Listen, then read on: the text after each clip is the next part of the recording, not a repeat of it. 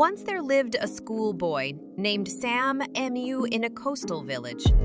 When others go to school daily, Sam would stay back at seashore, playing and fishing in the seashore for the whole day. In the evening, he returns home when the parents return from their work.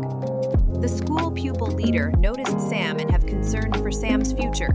He advised Sam and share a story to illustrate that time and tide wait for none. In a faraway desert, there was a magical sundial clock. A poor farmer saw this magical sundial clock on his way.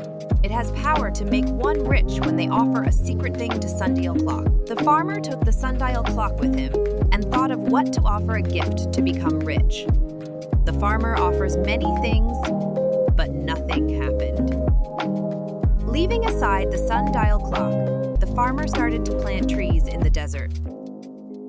His sweat fell on the sundial clock.